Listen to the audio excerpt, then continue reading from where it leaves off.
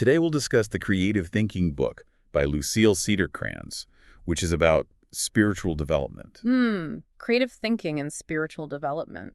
Yeah, so the book kind of jumps right into some pretty deep spiritual concepts. Yeah. Like, for example, it questions this idea that we, have a soul. Oh. Instead, it suggests that, maybe we are souls, Mm-hmm. and that thinking of ourselves as possessing a soul might actually be, limiting, I see. limiting our understanding of our true nature. Yeah, that's a really interesting perspective. Yeah. It makes me think of that idea that we're not human beings having a spiritual experience, but rather spiritual beings having a human one. Yeah. It kind of flips the script on how we see ourselves, Totally, yeah. in this whole grand scheme of things. For sure. The book also kind of questions that traditional image of God as just a father figure, Mm-hmm. and suggests that might actually be something that limits our spiritual growth. Interesting. It introduces this concept of the Trinity, divine Father, Mother, and Child to kind of broaden our understanding of what the divine is. The book really emphasizes how our childhood experiences, especially how we were raised, can have a really deep impact on our spiritual development. I see. And it suggests that our ego, or that self-image that we create, is formed pretty early on. Okay. And is influenced by, societal expectations and what we learned from religion. It makes you think, are we really living as our true selves, or are we just conforming to these limitations that have been put upon us by, all this stuff from our past? Exactly. It's a pretty powerful thing to think about, to Oh, yeah. reflect on those early influences and see if they're actually helping or hindering our spiritual growth. Yeah, it's are we living a life that's truly ours, or are we living a life that's based on, other people's expectations and things like that? Totally. The book also talks about these things called thought forms, Oh, okay. which are kind of like these ingrained patterns of thinking, Okay. behaving that we develop. Interesting. And it suggests that, we often kind of unconsciously absorb ideas and beliefs from our surroundings. And these then shape our perceptions and our reactions to things. Okay. And it can kind of limit our, potential for spiritual growth. We're on autopilot sometimes? Yeah, it's we're running on these programs that we didn't even write, Totally, and we don't even realize it. Exactly. That's kind of scary. One of the thought forms that the book specifically highlights Okay. is this concept of parents. Oh, okay. And how these kind of idealized roles of father and mother can actually affect our relationship with a divine parent. That's interesting. Yeah. Makes me think about as society shifts and family structures change, and parenting styles evolve. Right. How that might also be impacting our understanding of the divine father and the divine mother, and how that in turn could affect our spiritual development in ways we may not even realize. It's as our understanding of, traditional family structures shifts, so too does our understanding of the divine. Yeah, that's a really fascinating connection. Yeah. Another thing that the book brings up Okay. that I thought was pretty thought-provoking is this idea of challenging the fear of death. Okay. And it argues that this fear can actually prevent us from fully embracing our spiritual potential. Wow. Okay. It can actually turn us into what the book calls easily manipulated, powerless creatures. Confronting our fear of death head on, huh? Yeah. That's a big one. It is a big one. Yeah. But the book makes this point that by doing so, we can actually start to see death not as an end, but as a transition. Yeah. And that shift in perspective can help us to live more fully in the present moment. Yeah, it's about not being so afraid of what comes next that you can't actually enjoy what's happening now. Right, exactly. Yeah. It's about embracing life more fully without that fear of the unknown looming over us. Right. The book also dives into this idea of the race mind, which is this concept of a collective consciousness that shapes our thoughts and behaviors. Interesting. And it suggests that we kind of unconsciously absorb ideas and beliefs from our environment, and that can actually limit our individuality and our creativity. So it's not just like our upbringing that we were talking about earlier, but also this kind of invisible network of thoughts and beliefs that we're all swimming in. Exactly. It's kind of mind-blowing when you think about it. Yeah, it is a little bit mind-blowing. Yeah. And speaking of creativity, the book really goes deep into this idea of how spiritual development can actually unlock our creative potential. Oh, that's interesting. And it suggests that we can actually manifest our desired reality Wow. by aligning our will with the divine will. Okay. Right. Right. Like becoming co-creators in a sense. That's a concept that I've always been really fascinated by. Yeah. And the book kind of emphasizes understanding the laws that govern this creative process. Right. And it suggests that we're actually capable of shaping our reality through our thoughts, intentions, and actions. It's powerful stuff. Yeah, it is powerful stuff. And it gets even more interesting when you start talking about like this concept of like spiritual alchemy or transmutation. Okay. Which suggests that we can actually transform our what they call like lower nature. Okay. Those negative thoughts, emotions, and behaviors into their higher counterparts. So instead of trying to like suppress those negative things, we Right. can actually like transform them into something positive. Yeah, almost like turning lead into gold or something. Exactly. Yeah. It's about like replacing fear with love, Right. anger with compassion, Mm-hmm. ignorance with wisdom. Yeah. It's an active journey of like inner transformation, where we confront those like shadows within ourselves. That's a really powerful image. Yeah. And the book even provides some practical techniques Right. like visualization and meditation to help with this process. So it gives you some concrete things that you can actually do Yeah, right? to start working on that. Exactly. Okay, so the book also delves into this concept of reincarnation. Okay. And it suggests that like each lifetime gives us these unique opportunities for growth and development. Okay. And that ultimately we're all working towards fully realizing our divine nature. It's a beautiful way to kind of reframe life and death. Yeah. Like if you think about it, if reincarnation is a real thing, then like challenges and setbacks Right. aren't really endings, but they're opportunities for learning and soul growth. Yeah, it's all part of this bigger journey. Right. And it's not necessarily a straight line. Exactly. It's a spiral. Right. It's more of a spiral. Yeah. Yeah. What I find really fascinating Okay. is this concept of the overshadowing soul, Okay. which suggests that like a higher aspect of ourselves is always kind of guiding and supporting us. That's kind of comforting in a way. Yeah, it is comforting. It's like having this like wise and loving mentor Right. within guiding us toward our highest potential. The book also talks about this idea of the kingdom of heaven. Okay. And it describes it not as like a physical place, Okay. but rather as a state of consciousness. I see. It's realizing who and what we truly are. Okay. Like a state of self-awareness and connection to the divine. That's a concept that really resonates with me. Yeah. It's not something that we attain after we die. Right. It's something that we can experience like Right here, right now. right here, right now. Yeah. It's about aligning ourselves Yep. with the divine will through our spiritual practices and just like living in a state of like inner peace and harmony. Yeah. It's not about waiting for some future reward. Exactly. It's about finding that Yeah. that state of being right now. So what stands out to you so far? Is there anything that's like sparking your curiosity? There's so much to unpack here. I know, right? One thing that I think is really interesting is this idea of like taking responsibility Okay. for our own spiritual development. It's not about like blindly following dogma, Right. but about actively engaging Yeah. with our spirituality. That's a good point. And the book actually provides a threefold method Oh, for like seeking truth and wisdom okay. through direct experience and inner exploration. Okay. What's that? And that is concentration, meditation, and contemplation. Oh, interesting. Yeah. So it gives us like actual tools Yeah. to connect with ourselves Right. and access that wisdom. It's moving beyond just like intellectual understanding and into a more experiential approach Yeah. to spirituality. I like that. Yeah. So let's dive into those practices a little bit further. Okay. What does the book say about concentration? Well, it describes concentration as like the ability to focus our attention Okay. on a single point. Okay. And this helps to kind of quiet the mind Right. and make us more receptive to like spiritual insights. So it's like training the mind. Yeah, it's like a mental workout, Yeah. building our capacity for focus. And what about meditation? How does the book describe that?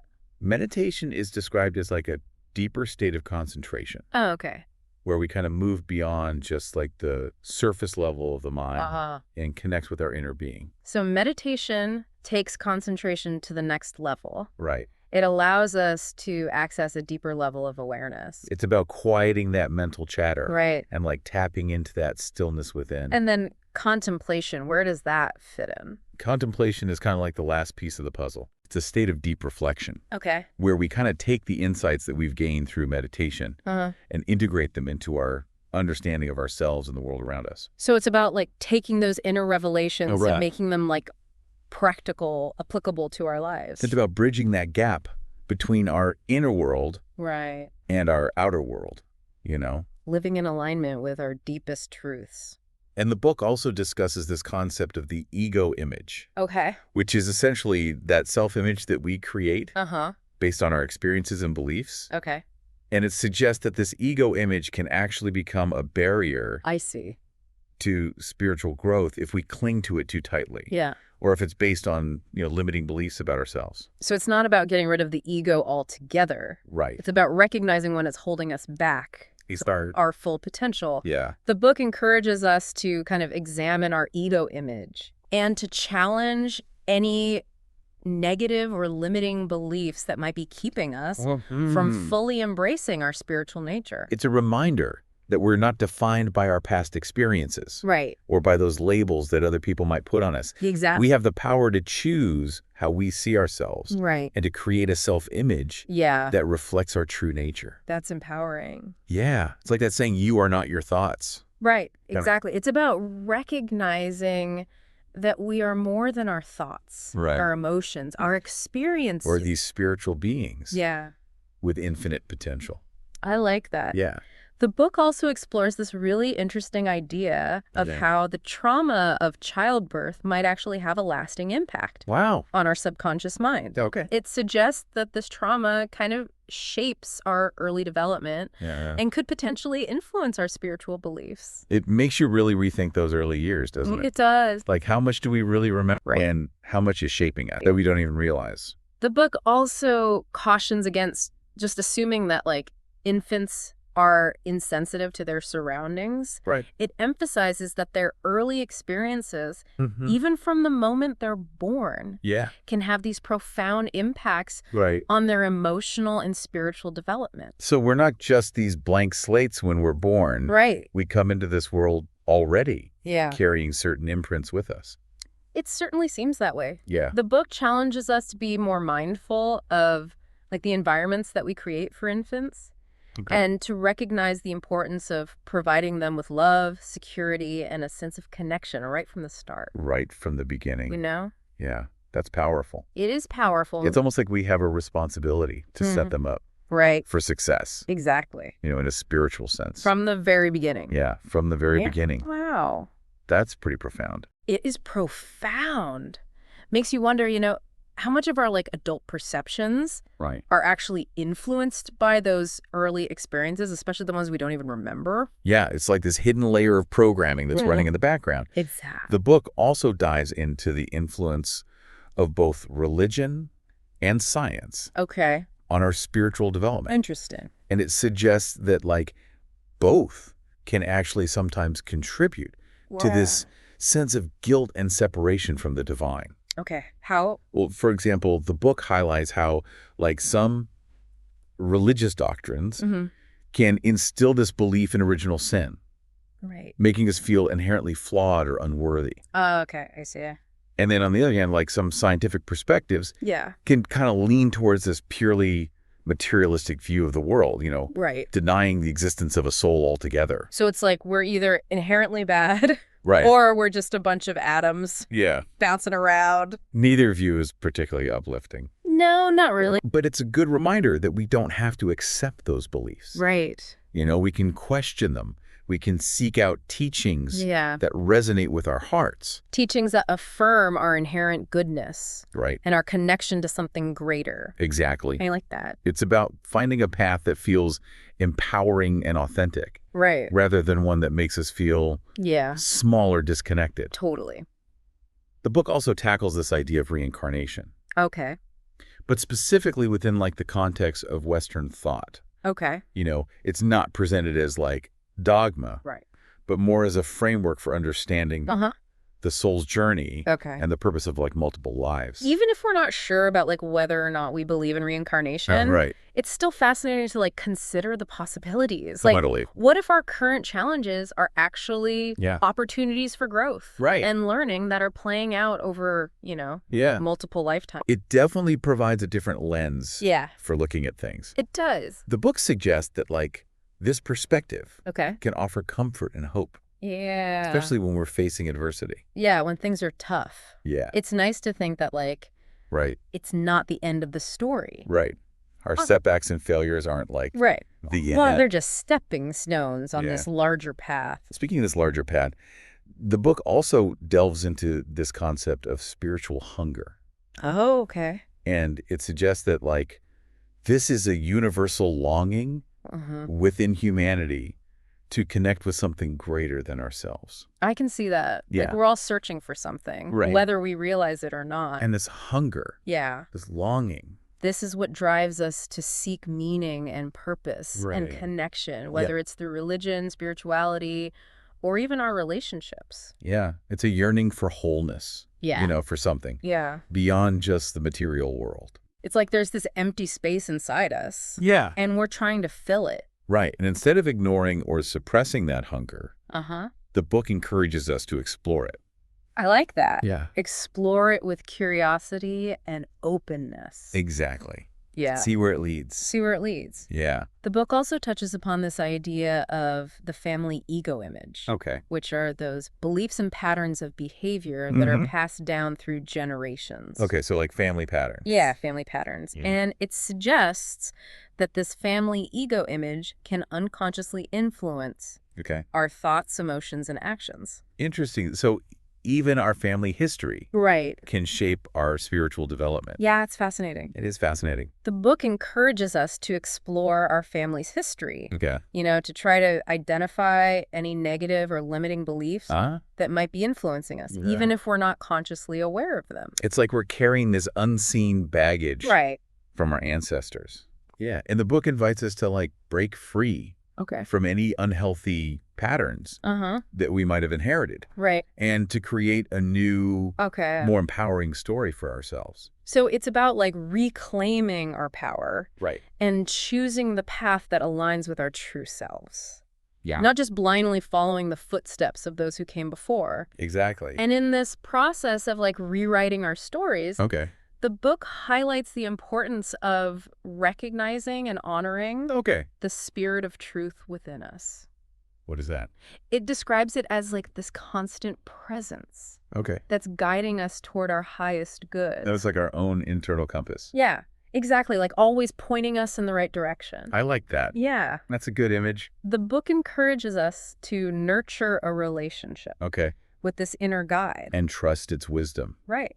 Especially when we're facing challenges. It's a reminder that we're not alone. Right. We We have access to this inner source of wisdom. Yeah. And guidance, that's always there. If we tune in. If we tune in, that's the key. Now, the book also explores the influence Yeah. of the subconscious mind, Hmm. suggesting that it plays a really significant role Okay. in shaping our reality. It's fascinating how much is happening I know. beneath the surface Yeah. of our awareness. It's like the tip of the iceberg. Yeah, you know, exactly. What Yeah. we see is just this tiny little part of what's Yeah. really going on.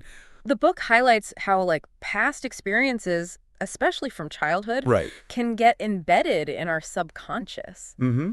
And they influence our perceptions and reactions in the present. it's like we're running these old programs Yeah. without even realizing it. Those programs may not be serving us anymore. Right. They might be outdated. Yeah. The book encourages us to kind of explore our subconscious. Okay. How do we do that? Well, through practices like meditation, Okay. dream analysis, To bring those hidden influences to light. so we can see them and then deal with them. It's like shining a light Right. into those dark corners. See what's lurking there. See what's lurking there. Yeah. The book also talks about this thing called transference, Yeah. which is a psychological phenomenon Okay. where we basically project our feelings and expectations Uh-huh. onto other people, Okay. often stemming from like unresolved issues or traumas Okay. from the Makes past. sense. So it's a good reminder to become aware of our own transference patterns. Okay. Recognize how we might be projecting our own past experiences That's right. onto the people around us. It's about taking responsibility for our own emotional baggage. Exactly. Not blaming others for our Yes. reactions. It's our job to work through our stuff, Right. not to project it onto other people.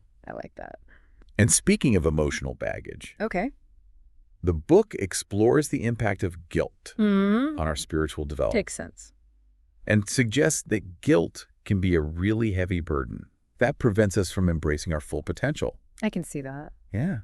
And it can stem from all sorts of sources, Mhm. like religious indoctrination, Right. societal expectation. Internalized beliefs Right. about right and wrong. It's like carrying around a backpack full of rocks. Yeah. Heavy. Yeah, super heavy. Yeah. The book encourages us to challenge any unfounded guilt Okay. that we might be carrying, Right. recognizing that it's often based on like unrealistic standards Yeah. or outdated beliefs. It's a reminder that we're worthy of love and forgiveness, Right. both from ourselves and from others. Exactly. Yeah. Yeah, releasing that guilt is like setting ourselves free. I love that. Yeah. Now, the book goes back to this idea of the overshadowing soul, Okay. this higher aspect of ourselves Right. that's always connected to the divine, Right. offering us wisdom, insight, and unconditional love. It's like this constant source of support Yeah, and guidance. on our spiritual journey. And the book suggests that we can access its wisdom through practices like meditation,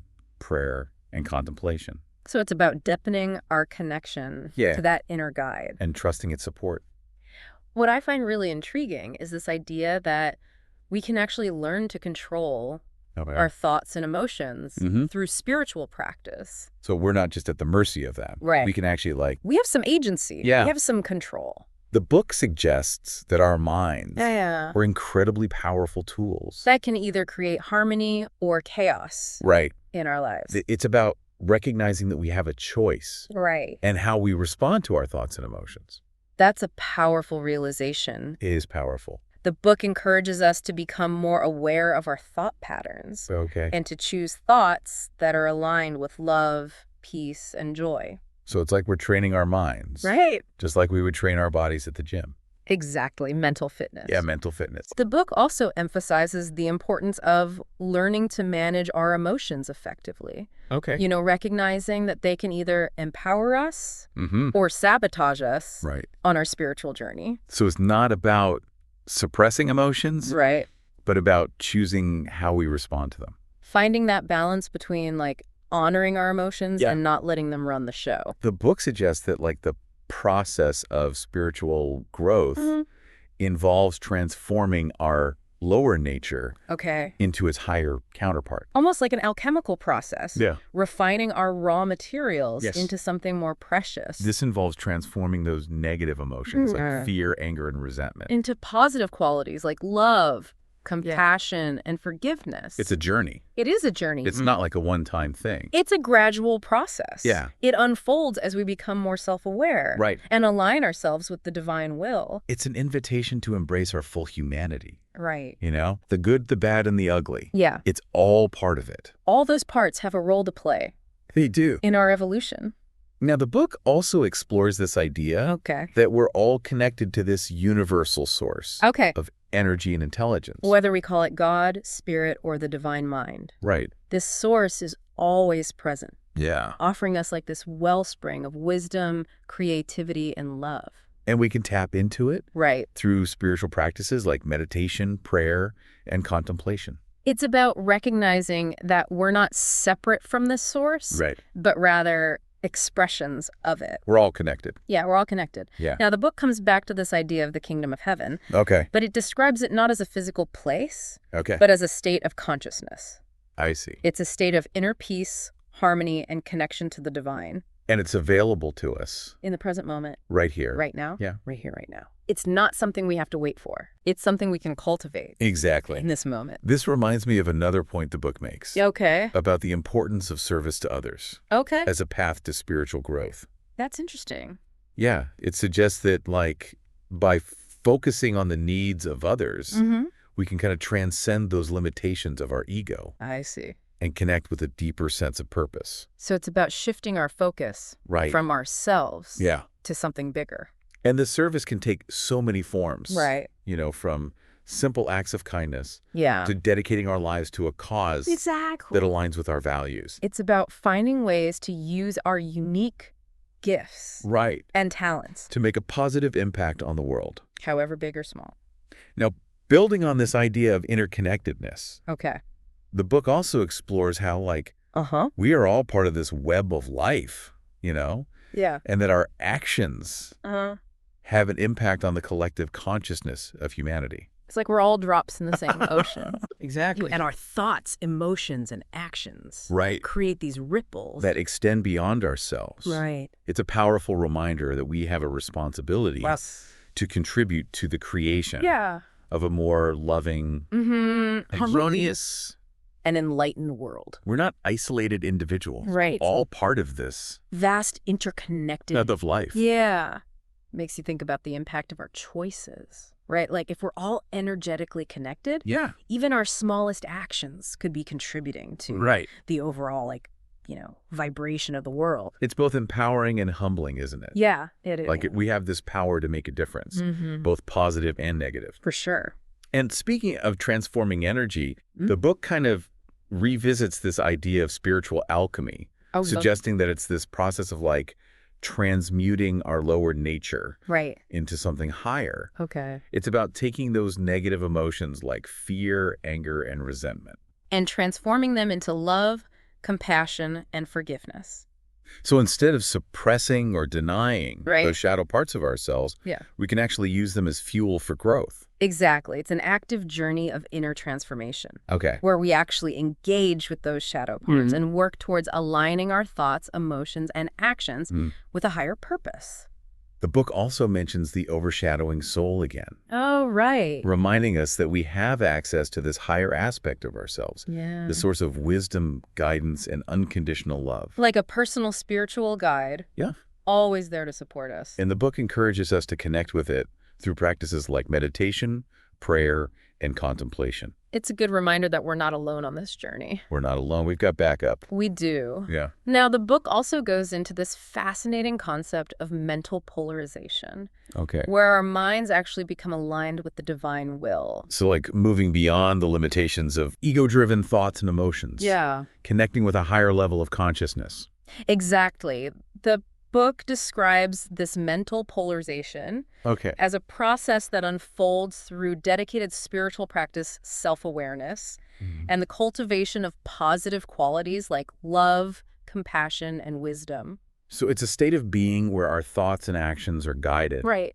by a higher purpose. Yeah. Not by selfish desires or fears. It's about aligning ourselves with something greater than ourselves. Right. Letting go of the ego's grip on our lives. The book also emphasizes the importance of recognizing the difference between our true selves Okay. and our ego selves. Our true selves being pure consciousness. Right. Connected to the divine source. While our ego selves are like those masks we wear, Yeah. based on our beliefs, fears, and desires. And the book encourages us to detach from those ego selves, Okay. recognizing that they're not our true identity. It's about seeing through the illusions, Yeah. recognizing the masks we wear, the roles we play, and connecting with the essence of who we truly are. Shedding those layers. Yeah. To reveal the radiant being underneath.